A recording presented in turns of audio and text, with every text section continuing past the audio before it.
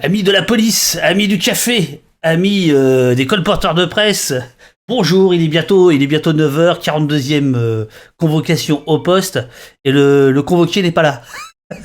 Mais à mon avis, il va pas tarder. Le convoqué, c'est Plenel Edoui, un dénommé Plenel Edoui, pour deux de ses derniers ouvrages. Tous les films sont politiques avec Costa Gavras et celui-ci, La sauvegarde du peuple, presse, liberté, démocratie, sorti l'année dernière. Celui-là, il est tout récent. Et puis évidemment, pour parler de ce petit webzine Mediapart, pour parler de police, puisque Plenel a longtemps été journaliste dit police, pour parler de la République, de la Constitution, de tout un tas de choses de Constitution, parce que ce livre-là, La sauvegarde du peuple, en fait, c'est marrant, parce que quand je fais ça, ça devient très très rouge. C'est Plenel, hein, c'est l'effet Plenel. L'image devient très très rouge. Figure-toi que, Edoui, au moment où on prend l'antenne, nous sommes victimes d'un raid amical de host politique. Vois-tu ce que c'est ? Non. Ne t'inquiète pas. Sur Twitch, quand quelqu'un arrête, comment dirais-je, sa diffusion, il a le loisir, s'il le veut, d'envoyer ses spectateurs où bon lui semble. Ça s'appelle un raid. Et là, nous avons 752 voitures qui viennent de host politique, lyonnais s'il en est, aide de camp, je crois, d'un dénommé Usul, que tu connais aussi, puisqu'il est... Ah, d'accord. Bah voilà. Nous sommes dans le même monde, là. Ah, nous sommes dans le même monde. Et ce monde, c'est celui-ci, c'est les couvertures rouges des livres d'Edoui Plenel. Et tiens, on va peut-être démarrer d'ailleurs par celui-là. C'est un peu l'histoire de ta vie. Hein. C'est les colporteurs de presse. C'est la presse. C'est la sauvegarde du peuple par la presse. C'est bien ça ? Oui, c'est le crieur de journal. Tu sais, c'est le logo qu'on a choisi pour Mediapart. C'est Gavroche qui crie les nouvelles dans la rue. Pour moi, le journalisme, c'est ça. C'est pas être en haut, c'est être au service de ceux qui ont le droit de savoir. Et donc, ce livre, La sauvegarde du peuple, c'est une sorte d'enquête historique, comme tu as vu, autour j'exhume une phrase qui a été oubliée mystérieusement en France, prononcée le 13 août 1789, écrite, placardée partout dans Paris, par un bonhomme qui a été, comme on disait sous la Révolution, raccourci quelques années après, c'est-à-dire qu'il a été guillotiné. C'était un modéré, mais un modéré à principe, un homme de transition entre deux époques, parce qu'il n'était pas tout jeune, alors que les révolutions sont en général faites par des jeunes. Il s'appelait Jean-Sylvain Bailly. Il était membre de 3 académies, c'était un savant, et en fait, il était très populaire en 1789. Il a été le premier président du tiers-État, premier président de l'Assemblée nationale et premier maire de Paris. Et donc... Attends, Edoui. Alors attention, parce que trop vite, Mais c'est pas que tu vas trop vite, c'est que depuis 10 jours, les fidèles de poste, savent que tu vas venir et ils me disent... Edoui, ça va être des tunnels sans fin, il faut que tu le coupes. Donc je te coupe. Tu as raison. Tu ne vas jamais trop vite. Par contre, tu vas parfois trop longtemps. Et donc c'est ça. Non, alors voilà. Alors c'est un type dont tu dis qu'il n'était pas un très bon orateur et que c'est sans doute une des raisons pour lesquelles il n'est pas resté dans l'histoire. Mais alors tu découvres cette phrase et tu vas enquêter, d'abord pour savoir si elle est vraie, si elle a vraiment été prononcée, et si oui, dans quelles circonstances. Cette phrase, c'est donc la publicité sauvegarde le peuple, c'est ça ? Du peuple. La publicité est la sauvegarde du peuple. Voilà. À l'époque, publicité, ça ne veut pas dire le sens d'aujourd'hui, hein, le sens commercial, marchand. Ça veut dire rendre public tout ce qui est d'intérêt public. Et donc, comme tu l'as résumé, quand j'ai découvert cette phrase, j'ai été surpris que les historiens n'y aient pas accordé plus d'importance, car elle est formidable. C'est proclamé, tu te rends compte, avant la Déclaration des droits de l'homme, alors qu'il n'y a pas de république, qu'il n'y a pas de principe démocratique. Donc, l'idée, c'est que pour conquérir des droits, pour défendre des droits, pour protéger des droits, pour en inventer d'autres, il faut ce droit fondamental de rendre public ce qui est d'intérêt public. On est au cœur d'un sujet que tu connais bien, filmer la police, filmer ses abus, documenter les violences policières. Eh bien, la publicité est la sauvegarde du peuple. Et cette proclamation, c'est intéressant, c'était à propos de ce qu'on appellerait aujourd'hui le secret des affaires, c'est-à-dire le business et les entreprises qui font des choses pas forcément régulières, voire de l'évasion et de la fraude fiscale et qui veulent pas qu'on s'en mêle. Eh bien, cette proclamation, en effet, qui est reproduite dans le livre, elle est faite à propos de quelque chose qui était vital, qui est le prix du pain. À l'époque, il y avait de la disette sur Paris et il y avait de la spéculation entre les paysans qui s'occupaient du blé, les gens qui en faisaient de la farine dans les moulins et les boulangers. Et donc, la publicité et la sauvegarde du peuple, c'est la publicité sur toutes les transactions économiques qui sont au cœur d'une marchandise vitale qui est le prix du pain et le fait qu'il soit trop cher. Alors, tu nous racontes en fait ton histoire, ton enquête, qui est peut-être la plus facile de tes enquêtes quand même. C'est-à-dire que tu l'as fait beaucoup sur Gallica, merveilleux site de la BNF, où il y a toute la presse numérisée, etc. Et effectivement, on peut y passer des nuits, etc. Tu te déplaces quand même, tu vas en Belgique, tu fais quand même, voilà, enfin, t'as fait plus difficile comme enquête, mais oui, mais celle-ci est joyeuse, c'est ça qui est chouette. C'est que il y a là c'est Tintin reporter plein aile. Tu te balades. C'est une enquête joyeuse, d'abord parce que moi je crois que dans notre époque, et on en reparlera à propos du cinéma, on a besoin d'histoires qui nous réconfortent, et là c'était une façon aussi de visiter la fraîcheur des idéaux démocratiques quand ils ont été proclamés, parce que cette phrase, je le montre, tu sais, le point de départ, c'est que sur eBay, j'ai acheté la médaille des colporteurs de journaux. C'est ça. Pendant la Révolution française, à la fin 1789, les colporteurs de journaux avaient une médaille avec un œil au milieu d'un soleil qui dardait ses rayons, un symbole qu'on retrouve d'ailleurs je l'ai montré sur les rambardes du palais de justice ou dans des symboles maçonniques aussi, symboles de transparence. Et il y avait marqué autour de ces médailles la publicité et la sauvegarde du peuple. Et la surprise qui est amusante, voilà la médaille.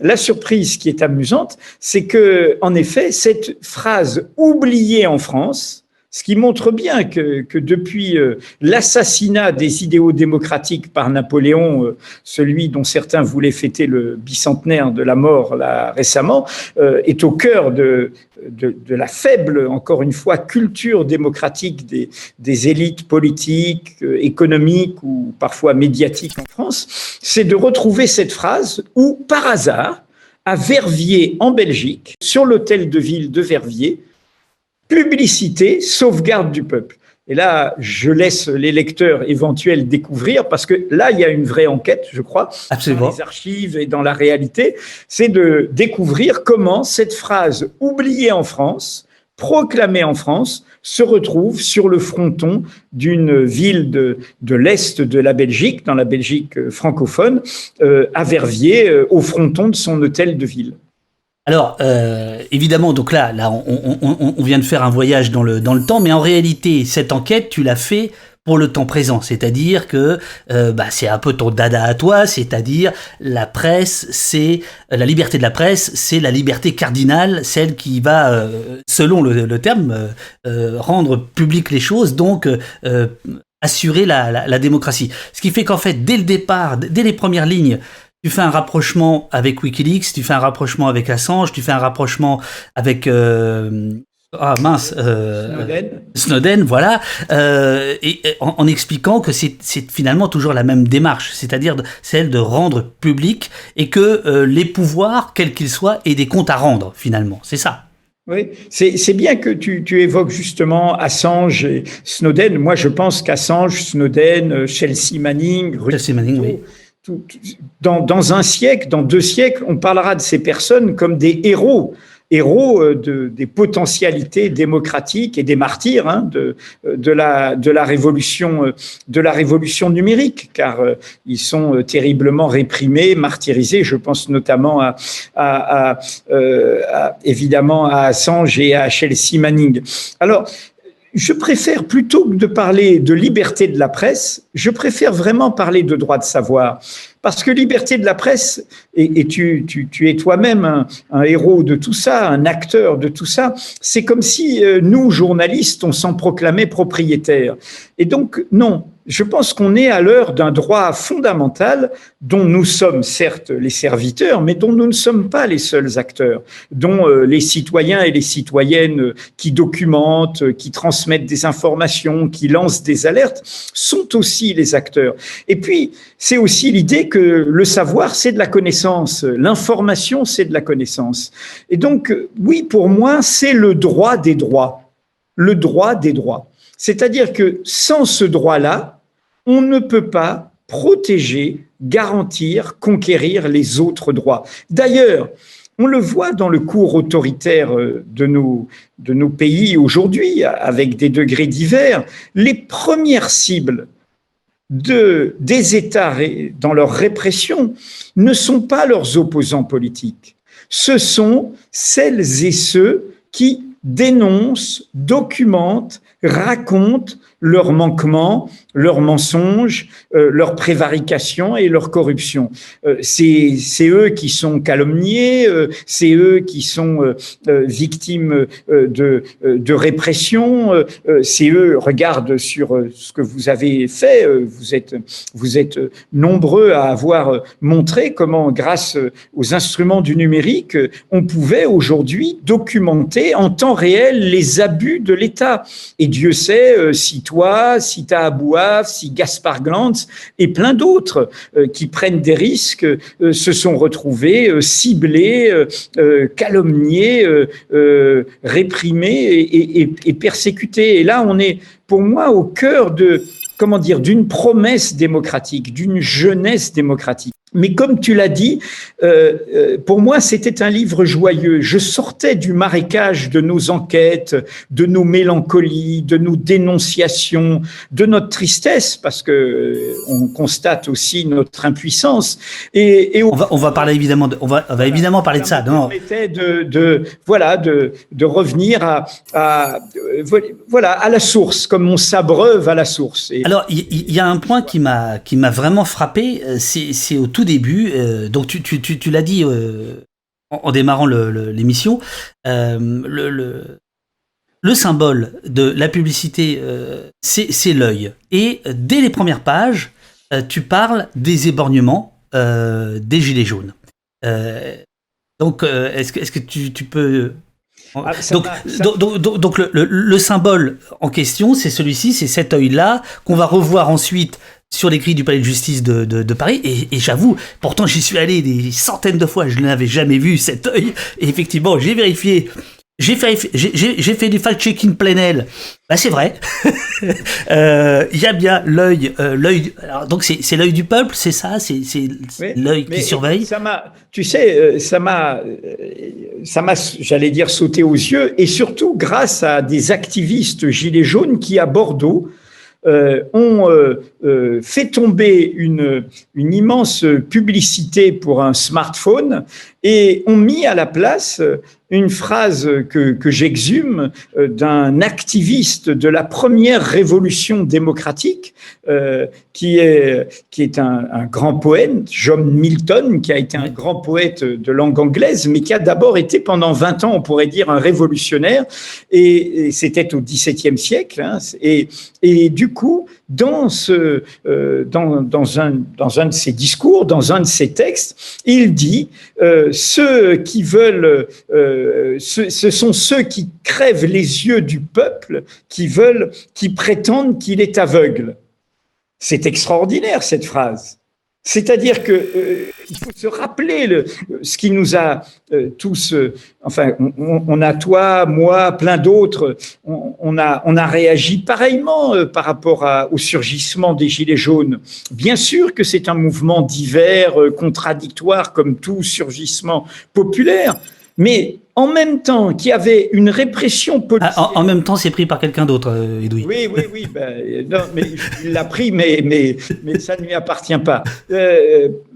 Dans le même moment, on va le dire autrement, où il y avait une répression policière comme aucun mouvement populaire n'en a subi depuis l'époque des répressions coloniales, avec une violence inouïe, avec des éborgnés, des mains arrachées et un nombre de gardes à vue, de saisies sur salaire, de peines financières, enfin quelque chose d'une ampleur sans précédent. Eh bien, au même moment, il y avait ce mépris. Il y avait ce mépris de classe. Ces gens ne comprennent rien, ils sont aveugles. Et en même temps, on les éborgnait, on les rendait aveugles. Et donc, ça m'a... Oui. Je me suis dit, mais le choc était une évidence. Et en effet, j'ai démarré le livre par ça. Alors, je vais montrer une petite vidéo que tu avais eu la gentillesse de faire quand j'avais lancé... comme ça m'arrive au milieu de la nuit, une idée qui était une série de vidéos contre la loi sécurité globale. Je vais la montrer parce que à l'époque, je l'avais trouvé très bien, mais je comprenais. Je me disais, mais qu'est-ce qu'il a plein air avec sa médaille de colporteur? Et évidemment, en fait, tu sortais ce bouquin-là où tu l'avais sorti avant, donc j'ai compris après. Je le travaillais, je l'avais pas sorti encore. Ah, tu l'avais pas encore sorti. Alors donc c'est un document finalement que je vais montrer. C'est une petite vidéo de 2 minutes où tu expliques ton opposition à la loi sécurité globale. La liberté de la presse, la liberté d'informer n'est pas un privilège des journalistes. C'est un droit des citoyens, une liberté fondamentale. C'est grâce à elle que s'exerce la vigilance du peuple pour contrôler, regarder, rendre compte, surveiller les actes de ceux qui gouvernent, de ceux qui dirigent, de ceux qui ont le pouvoir. C'est une vieille conquête, une conquête républicaine, une conquête révolutionnaire. J'ai là la médaille des colporteurs de journaux à la fin de l'année 1789, au début de la Révolution française. On a là l'œil du peuple qui regarde, qui surveille, et autour une devise qui a été proclamée le 13 août 1789, la publicité et la sauvegarde du peuple. Tout ce qui est d'intérêt public doit être rendu public. Eh bien, cet œil du peuple, ce sont nos caméras aujourd'hui. Ce sont tous ces instruments par lesquels nous pouvons aussi rendre compte de manquements, rendre compte de violences illégitimes, témoigner, alerter, faciliter cette surveillance, cette vigilance démocratique. En tant que journaliste, je ne crois pas. Je ne crois pas que j'ai connu une telle régression. J'ai connu des abus, j'ai connu des violences, j'ai connu des tentatives, mais je n'ai pas connu d'abord, et toi qui connais très bien l'institution policière, tu le sais, je n'ai pas connu une époque d'abord où la police elle-même est à ce point sous le contrôle des ultras, avec un syndicalisme qui s'est éloigné des fondements républicains. Quand moi-même j'ai été rubricard police, nous avions au sein de la police des syndicalistes qui n'oubliaient pas d'où ils venaient socialement, qui défendaient l'idéal du gardien de la paix, qui refusaient d'être la garde prétorienne, au fond, d'intérêts sociaux minoritaires. Là, tu parles des années 80, 90, notamment de la FASP. Exactement, de la Fédération autonome des syndicats de police, avec à l'époque un ancien mineur qui après s'être retrouvé au chômage dans les années 60 était devenu policier à Paris, gardien de la paix, qui est Bernard Delplace, qui depuis sa retraite contemple tout ce qui se passe avec désolation. Et là, on a une réalité où il n'y a plus de contre-pouvoir, pourrait-on dire, à l'intérieur de l'institution policière par rapport à la manipulation de cette institution par les politiques. Car pour moi, les premiers responsables de dérives policières, d'abus policiers, sont d'abord les politiques qui y encouragent, qui laissent faire et qui ne freinent pas. D'ailleurs, je te rappelle qu'au début du mouvement des Gilets jaunes, on l'a même vu par le changement de préfet de police, où le préfet de police qui a précédé l'allemand gouvernement, qui n'était pas particulièrement un anarchiste ou un révolutionnaire, s'est fait débarquer parce qu'il voulait, il voulait limiter à la fois l'usage des brigades anticriminalité, la systématisation des tirs de LBD. Bref, il était dans une tradition, j'allais dire, plus classique du maintien de l'ordre, qui est celle où on ne fait pas de NAS, où on permet aux gens de manifester, où on ne fait pas ce que nous avons sous les yeux. Alors, ce que nous avons sous les yeux, et je voudrais le souligner, c'est ça qui est terrible. Tu sais très bien, comme moi, quand ça a commencé sous la présidence Hollande. Ça a commencé sous Valls, Premier ministre. Ça a commencé avec la loi travail. Et là, c'est là où moi, j'ai vraiment eu le plus gros choc.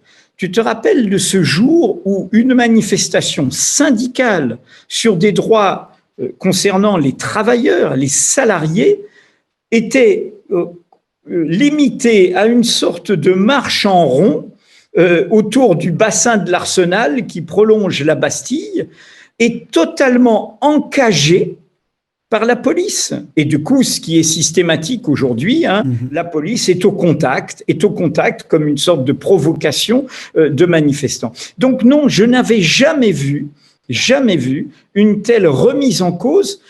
On en revient aux droits fondamentaux. Quand on dit droits fondamentaux, il faut bien voir de quoi on parle. On ne parle pas du droit de vote. On ne parle pas des institutions démocratiques. On parle, et moi je dis souvent, c'est comme les quatre pieds d'une table. Alors la table, c'est ce qu'on construit après, droit de vote, des débats partisans, des institutions qui fonctionnent plus ou moins bien. Alors ils sont au nombre de 4. Le droit de savoir dont nous parlons depuis le début, eh bien, le droit de s'exprimer, de défendre des opinions qui provoquent, qui dérangent, qui bousculent.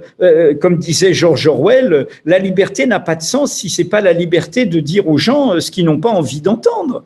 Le droit de se réunir, de s'assembler. Et nous voyons bien qu'il y a, y compris aujourd'hui, des réunions publiques qui sont interdites. Et puis le droit de manifester, d'aller dans l'espace public, défendre par la mobilisation un droit. Eh bien ça, c'est des piliers. Et il n'y aurait pas de république, de démocratie, si ces piliers des gens s'étaient pas battus pour eux.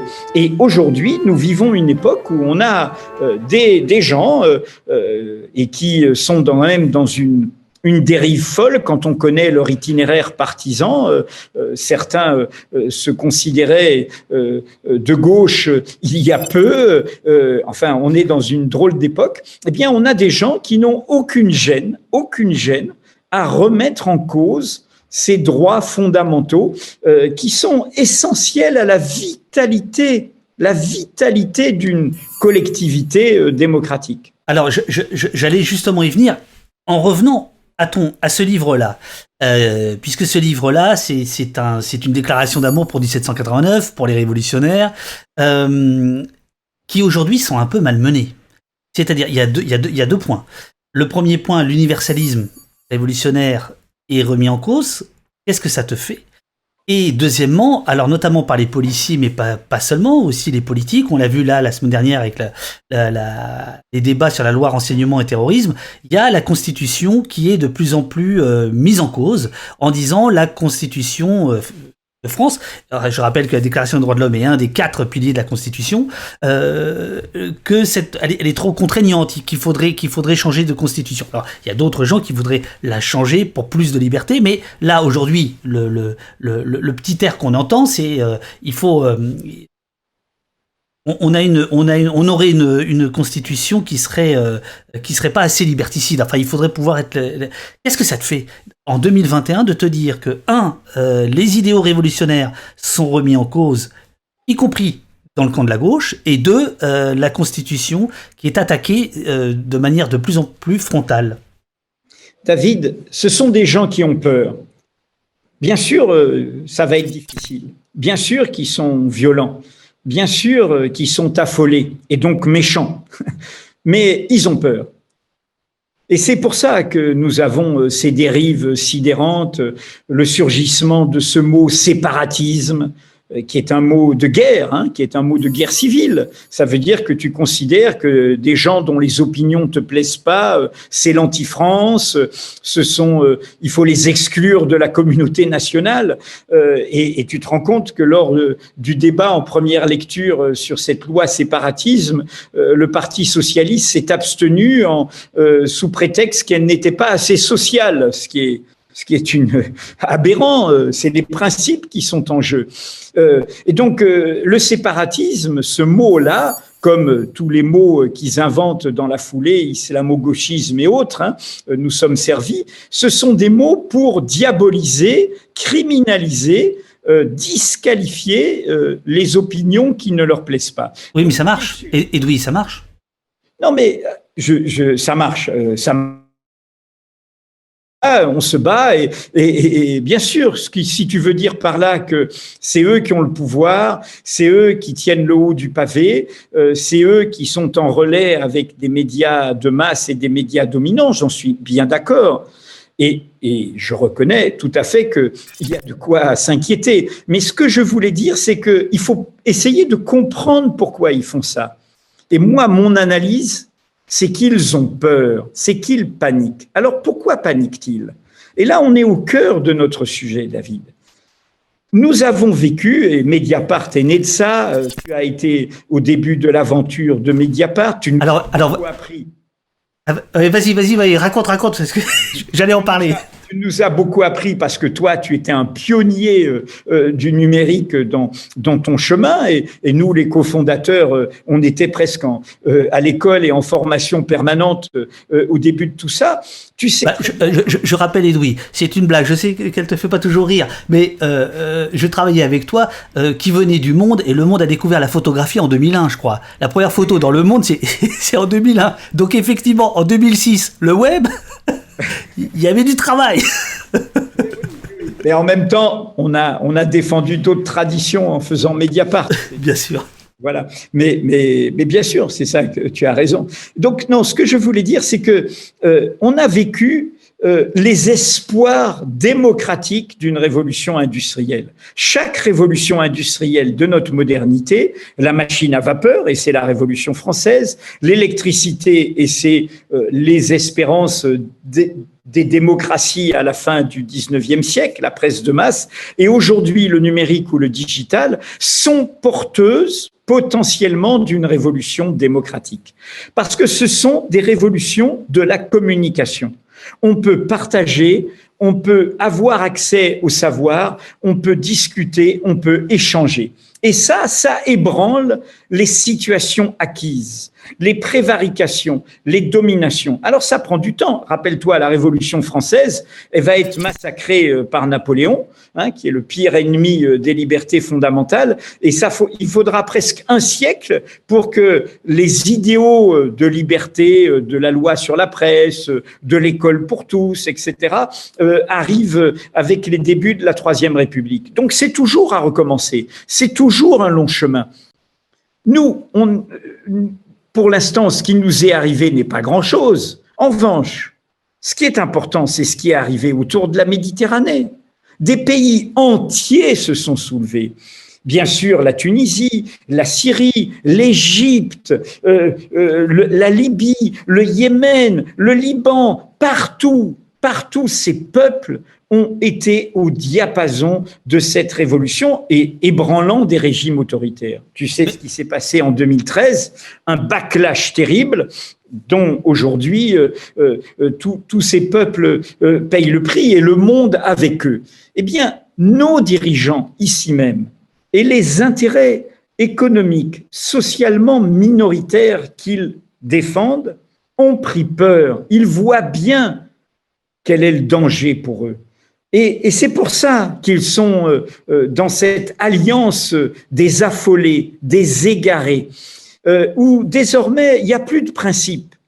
Il faut simplement s'accrocher au pouvoir. Avec cynisme, regarde comment Macron, et Dieu sait s'il est venu par le dire à Mediapart, qui s'est fait élire sur une promesse de libéralisme, de liberté de la société, etc. c'est aujourd'hui celui qui donne le feu vert. Edoui, on me demande de te couper. De me couper. On me demande de te couper. Et moi, je me dois aux gens qui sont dans le chat, qui sont actifs, qui te commentent, etc. L'interview part dans tous les sens et c'est super, et c'est tant mieux. Donc là, je vais te parler de tout à fait autre chose. Évidemment, je demande absolument pas les sources, mais les gens qui donnent ces genres d'informations. Toi qui es journaliste, qui a recueilli pendant des années et qui recueille encore des confidences, des trucs, des machins. Est-ce qu'il n'y a pas des moments où tu te dis, les gens qui me donnent des informations sont quand même mal intentionnés, se vengent. Il y a un côté cradingue quand on fait de l'investigation. Il y a un côté cradingue quand même. Les gens te parlent parce qu'ils ont envie de démolir l'autre. Comment tu vis ça le soir quand tu t'endors? Tu vois ce que je veux dire? Ouais, moi, c'est jamais abordé par les journalistes d'investigation. Mais moi, j'ai jamais eu aucun problème à répondre à cette question. Et comment dire, j'ai toujours dit, on ne fait pas la morale aux sources. Les sources, elles peuvent avoir toutes sortes de motivations. Elles peuvent avoir des motivations élégantes, je veux dénoncer un scandale, à l'image des lanceurs d'alerte, mais elles peuvent avoir des motivations mesquines. Régler un compte, un divorce qui s'est mal passé et une femme trahie qui du coup dévoile les comptes en Suisse de son mari, ça existe. Et quelqu'un qui en effet veut régler un compte, a été humilié et tout. Alors quel est notre boulot? Notre boulot, c'est de pas être naïf. C'est de connaître les motivations de la personne, c'est de savoir pourquoi elle fait ça, et ensuite, c'est de vérifier, c'est de ne pas être prisonnier de la personne, de ne pas épouser sa cause, de ne pas être collé à elle. Non, bien sûr, mais là, je parle d'un point de vue simplement humain et pourquoi? Parce que je reviens à ça, c'est-à-dire que quand on croit en l'idéal révolutionnaire, on croit en l'homme, enfin en l'humain, on va dire. Et quand on est journaliste d'investigation, en fait, on est quand même entouré de menteurs, de gens aigris, de salopards, et parfois de belles âmes, bien sûr. Oui. Mais je veux dire, c'est pas toujours Jojo, quoi. Comment humainement, personnellement, tu vis ça? On vit ça. Je te le redis. D'abord, moi, peut-être que ça va te surprendre, mais je suis pas du tout, un professeur de morale. L'humanité dans sa diversité m'intéresse, ses faiblesses m'intéressent, ses fragilités s'intéressent, ses colères m'intéressent, ses virulences m'intéressent. Donc, dans notre métier, si notre métier c'était de rencontrer que des enfants de cœur, mais ce serait mortel. Bien sûr. Moi, ça m'intéresse de rencontrer des personnes fracassées, abîmées, folles d'elles-mêmes, blessées, usées, etc. Après, comment dire, il y a une ligne directrice qui est le rapport non pas avec un grand V, mais avec un petit v à la vérité. Les petits faits vrais, la vérité de fait. Donc, cette personne, tu sais, quand j'ai pris la rubrique police au Monde en 82, je venais de la rubrique éducation. Et il y avait un préjugé social. Les gens considéraient que faire la police, c'était ce que tu disais, c'était de fréquenter pas des gens fréquentables. C'était aller s'arsouiller jusqu'à 2 heures du matin dans des bars, c'était etc. Et les gens me le disaient d'autant plus qu'ils pensaient qu'un ancien gauchiste avait forcément toutes sortes de préjugés sociaux sur la police. Moi, non, tu connais cette formule d'un penseur latin, je pourrais pas te la citer en latin, mais que Karl Marx adorait, rien de ce qui est humain ne m'est étranger. Rien de ce qui est humain ne m'est étranger. Et donc, oui, la police, par exemple, traiter la police, c'est un paravent social, la police. Donc, derrière le paravent, comme dans un caniveau, tu trouves parfois des pépites.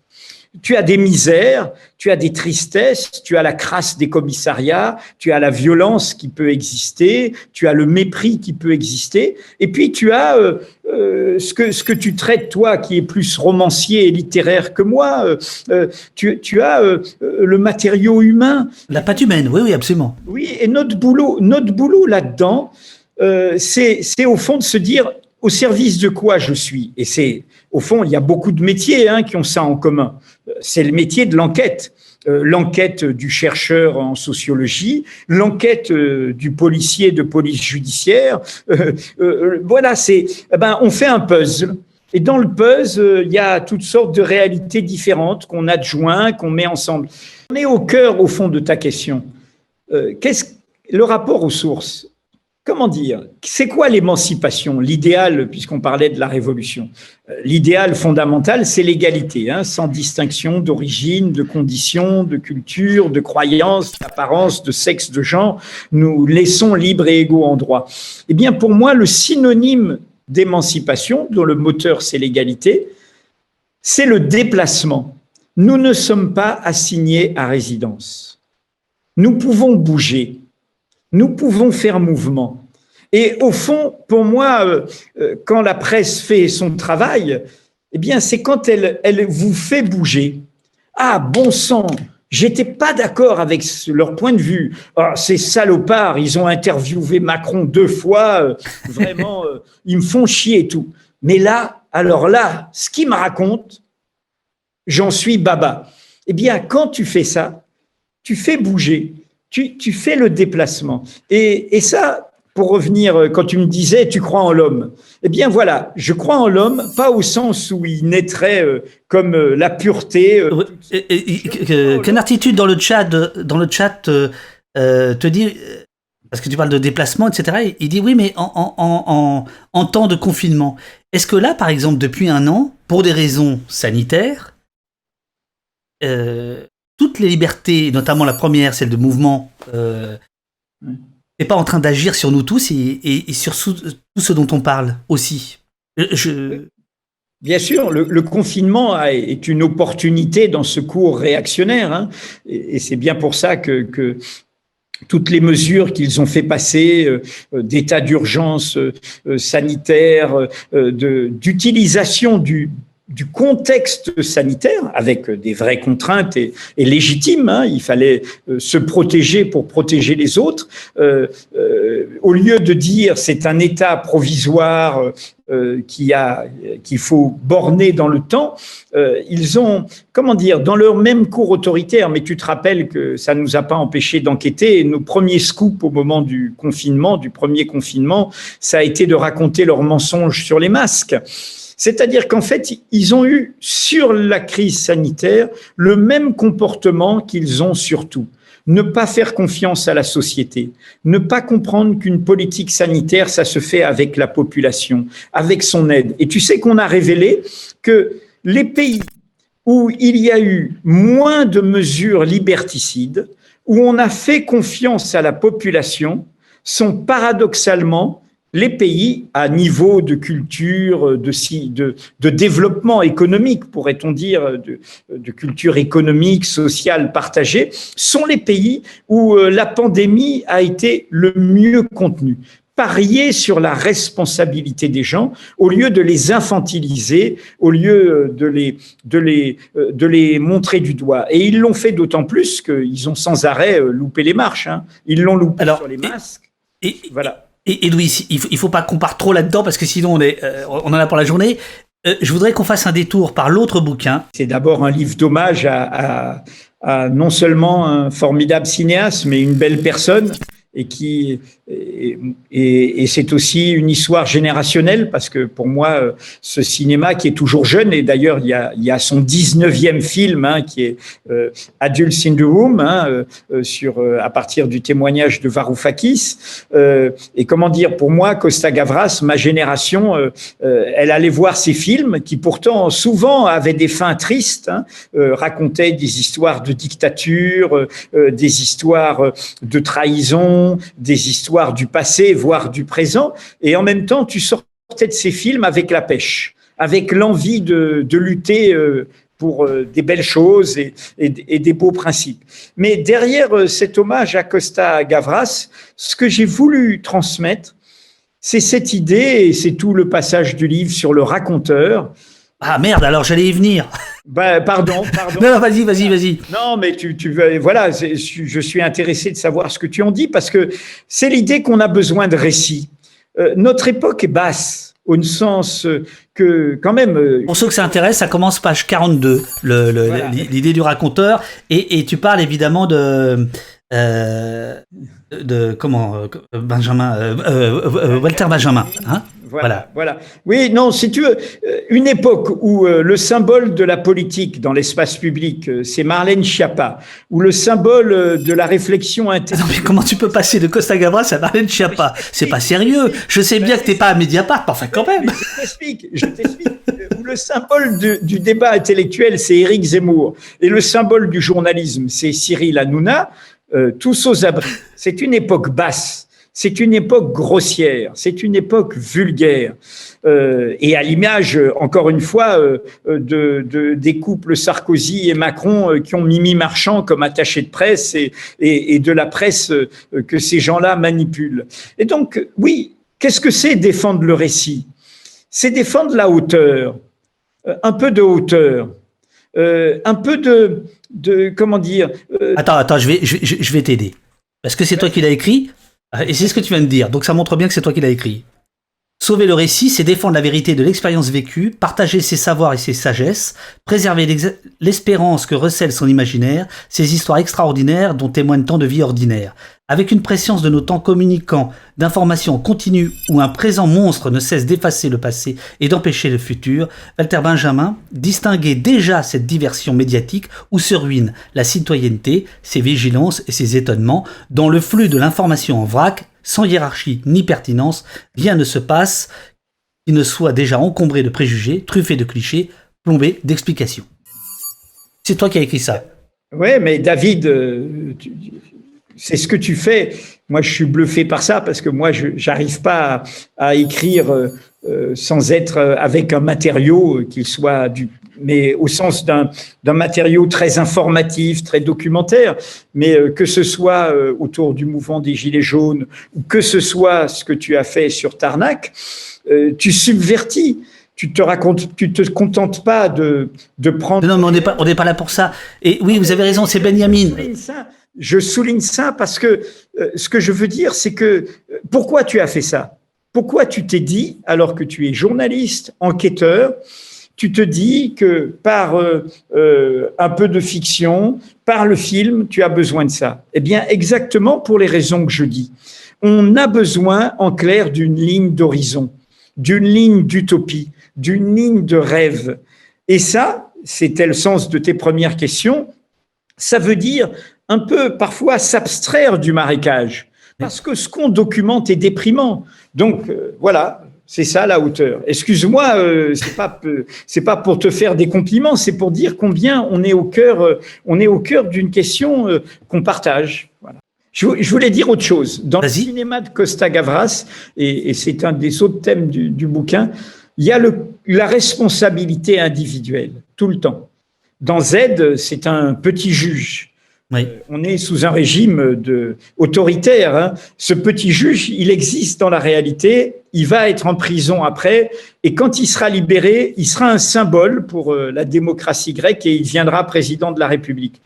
Il y a un film trop oublié de Costa Gavras que je voudrais mentionner, étant donné ce que vit le peuple palestinien, c'est Anaka. Costa a fait le grand film. Tu en parles souvent dans le bouquin. Qui est formidable. Et dans ce film, tu as une avocate israélienne, une américaine ayant fait son alliance en Israël, qui défend un Palestinien qui veut récupérer sa maison, d'où il a sa famille, la maison historique, d'où sa famille a été expropriée. Donc, tout le cinéma de Costa, il y a cette idée qu'on a rendez-vous avec soi-même, pour le dire de manière grandiloquente, avec son métier d'homme ou son métier de femme. Cet hommage à Costa, c'était, comme on prend prétexte au fond du cinéma pour parler de notre époque et de comment on doit y faire face peut-être. Et je me demande quand même à la lecture de cet ouvrage si ce que tu n'apprécies pas aussi chez lui, c'est ce qu'il appelait lui, enfin ce qu'il appelle lui les films à dossier. C'est-à-dire que à partir du troisième film, il se documente, c'est-à-dire que ce sont des films très fortement inspirés de la réalité, voilà. Et donc d'une certaine manière, il y a une démarche un peu journalistique en fait. Tu le dis pas tout à fait, mais on sent que t'aimes bien ça, quoi. T'aimes bien que ce soit documenté, cette affaire. Bien sûr. Mais moi, j'aurais pu être, tu sais, je suis tombé dans le journalisme un peu par accident, mais en fait, tu parlais de l'Algérie. Quand j'étais en Algérie, ma passion, c'était l'archéologie. J'ai fait des fouilles archéologiques à Tipaza et à Tébessa avec quelqu'un qui s'appelait Mounir Bouchnaki. C'était les dernières fouilles avant l'islamisation par le régime du parti unique, parce que bien avant les drames qu'a connus l'Algérie indépendante. Et comment dire, qu'est-ce que c'est faire des fouilles? Ben voilà, c'est faire un dossier, c'est documenter, c'est prendre un tesson d'une vieille poterie et voir s'il s'ajoute à un autre, c'est les numéroter, c'est les classer, c'est faire des strates dans des couches de la terre et tout.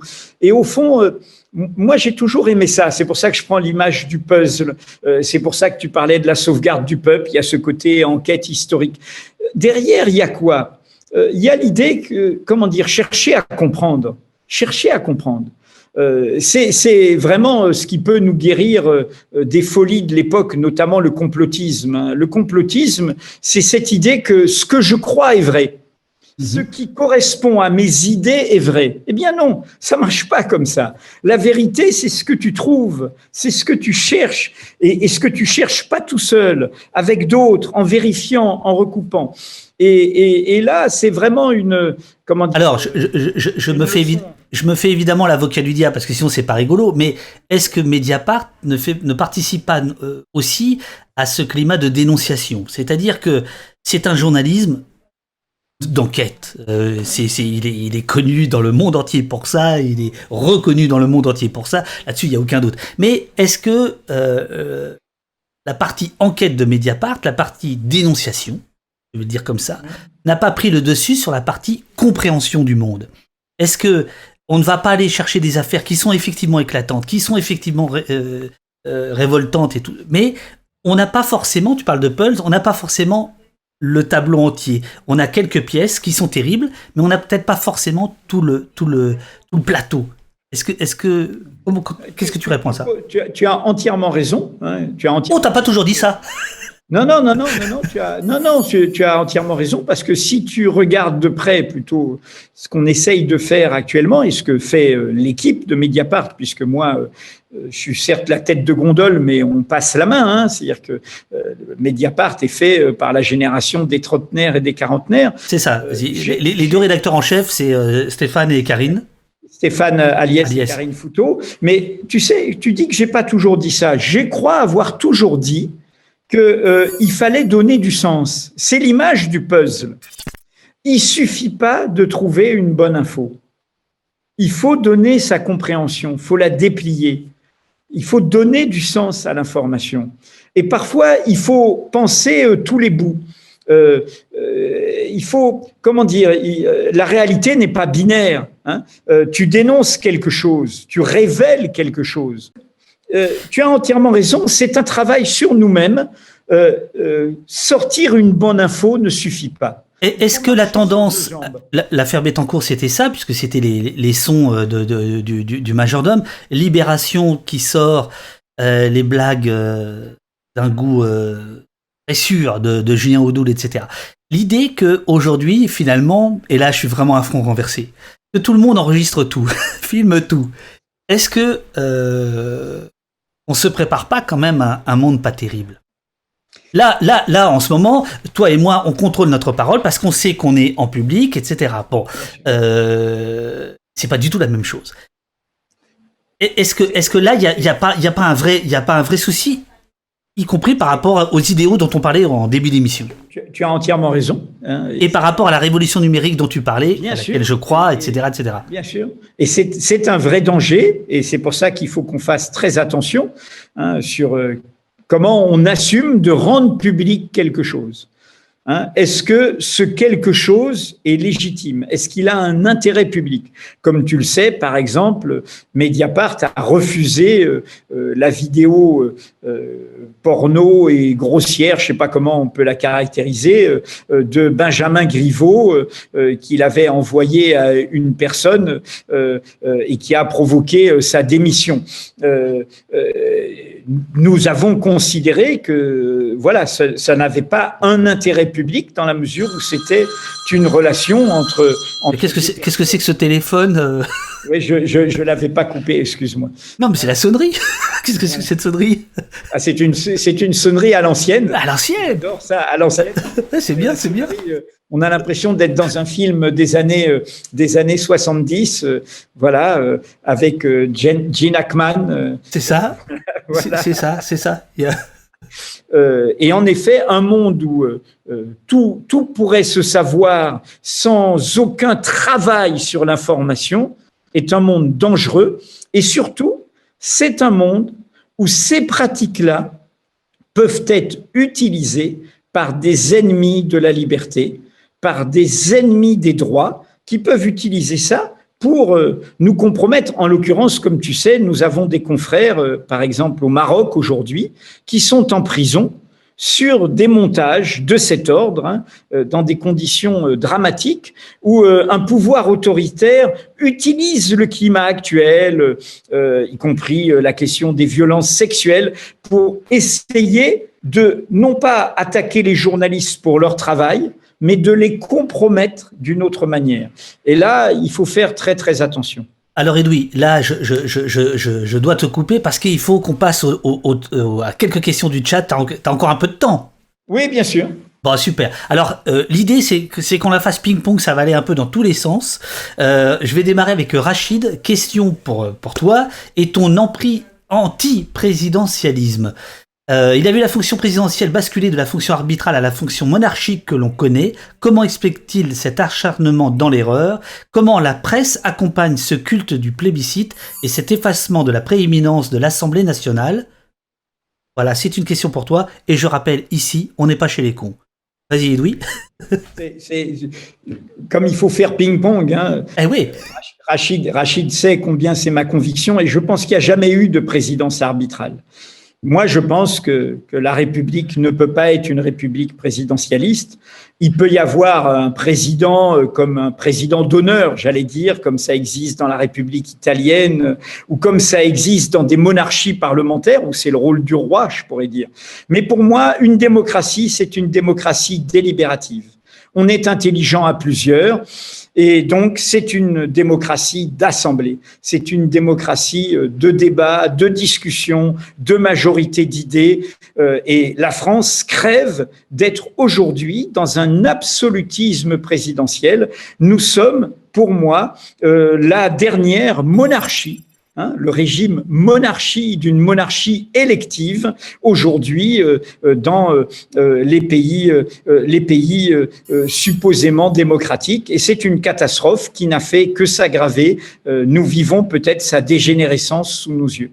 Alors qu'est-ce que tu fais en 2022? Moi, personnellement, je ne sais pas pour l'instant. Ce que je fais, c'est que j'incite tout le monde à d'abord faire vivre la société. Nous, c'est ce qu'on va faire à Mediapart. Certes, il y a la course des petits chevaux. Certes, il y a des candidats, des alliances ou pas d'alliances. Mais moi, ce qui m'importe, c'est le mouvement de la société. Même si par accident, surprise, hasard, un ou une candidate défendant des idéaux de rénovation démocratique était élu, ce qui n'est pas probable à la date où je parle, nous aurions besoin de la société. On ne peut pas faire confiance à une seule personne. Alors il y a encore plein de questions, il y en a une très belle, très philosophique que je vais garder pour la fin. En revanche, il y en a une qui est pas du tout...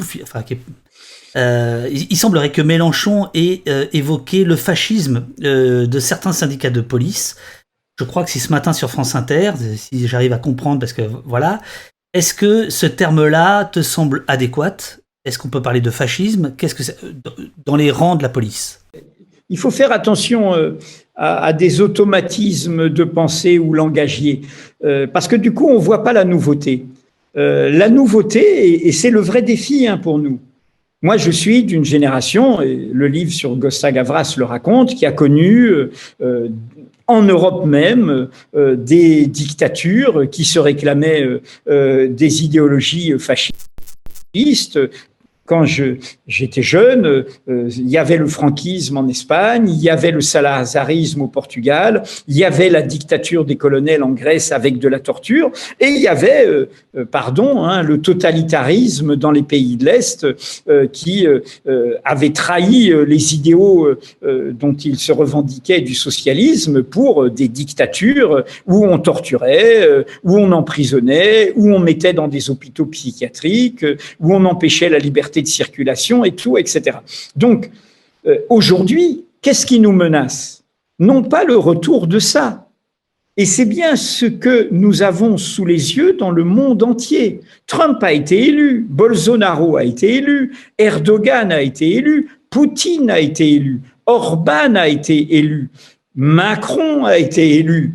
Et donc, qu'est-ce que je veux dire? Ce qui nous menace, c'est vraiment la particularité de notre époque, ce sont des démocraties autoritaires, des démocraties de basse intensité, c'est-à-dire des pouvoirs légitimés par le vote, qui du coup disent on est l'état de droit, on a le droit d'être au pouvoir, et l'état de droit c'est nous qui garantissons vos droits, ils confisquent l'état de droit à leur profit, alors que l'état de droit, c'est au contraire le droit de la société de défendre ses droits contre les abus de l'État et du pouvoir. Et donc, que font-ils? En ayant l'apparence démocratique par la légitimité électorale, ils minent les fondements de la démocratie. La liberté d'informer, la liberté de se réunir, de manifester, de s'exprimer. Et donc ça, c'est une nouveauté. Et c'est une nouveauté complexe. C'est une nouveauté qui nous pose d'autres questions. Dernière question de Jeanne Généraux. Comment soutenir le mouvement de la société? C'est exactement par rapport à ce que tu viens de dire sur la destruction de la République, de la démocratie, mais dit autrement, comment soutenir le mouvement de la société si ce mouvement s'oriente vers un parti pris autoritaire, sachant qu'au final, si c'est la volonté du peuple et que cela pourrait sembler être antidémocratique de vouloir aller à l'encontre de ce que veut le peuple? Qu'est-ce qu'on fait? Si les gens veulent Le Pen, qu'est-ce qu'on fait? Ouais. Tu fais tout ce que tu peux, Mediapart fait tout ce qui... Non, mais bon. Je ne crois pas que ce soit le mouvement de l'époque, au sens de dire la société veut ça. Comme tu le sais, le phénomène électoral massif de ces 2 dernières décennies, c'est l'augmentation de l'abstention. Il faut, toute personne qui est élue aujourd'hui, faut le rapporter au nombre d'inscrits et pas d'exprimés. Et tu t'aperçois que toutes les personnes sont élues, elles sont minoritaires. Elles ne représentent qu'une petite partie de la société. Et c'est vrai de la presse. Mediapart a combien d'abonnés? Énormément. Plus de 200 000 abonnés. C'est beaucoup. Mais par rapport au tirage d'il y a un siècle, oui, mais, des journaux qui étaient de plusieurs millions.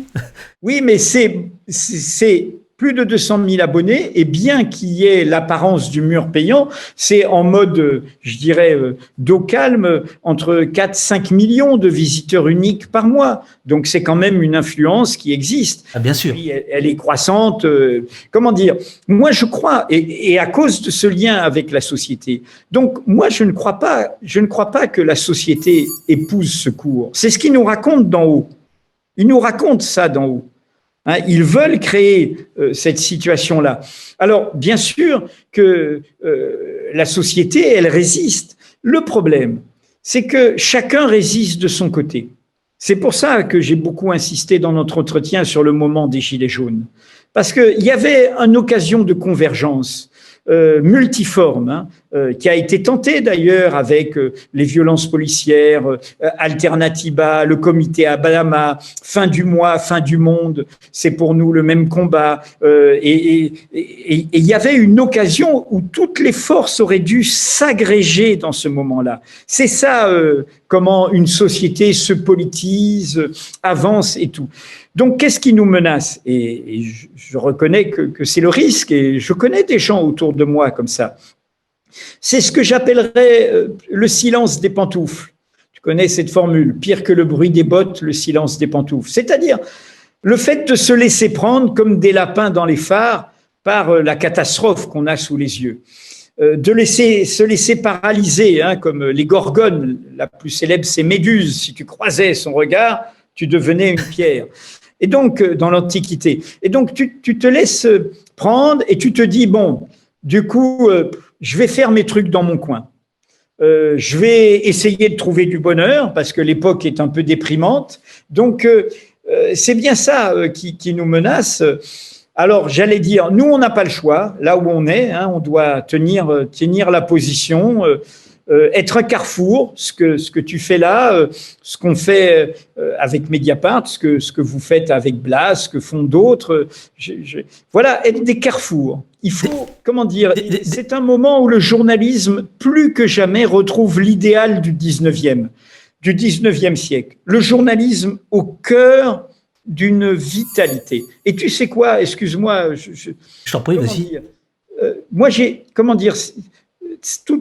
il faut se sortir de ce truc où, alors, et moi, j'ai grandi comme ça, donc c'est pas une posture nouvelle, abstraite. Comment se dire? Pour mener un combat, faudrait avoir des garanties de victoire. Est-ce que je vais être élu? Est-ce que ça va marcher? Est-ce que ça va gagner? Si je marchais comme ça, j'aurais jamais fait Mediapart. Tout le monde pensait que c'était une folie. Donc, c'en était une, il faut reconnaître. C'en était une. Donc, comment dire? Il faut faire ce qu'on pense devoir faire. Merci Edoui. Je te laisse à tes occupations qui sont nombreuses. Je te remercie beaucoup d'être venu ici, au poste. Merci. On te libère, mais on t'a à l'œil. À la prochaine. Si j'ai bien compris, je suis sur contrôle judiciaire et je vais Absolument. pouvoir revenir.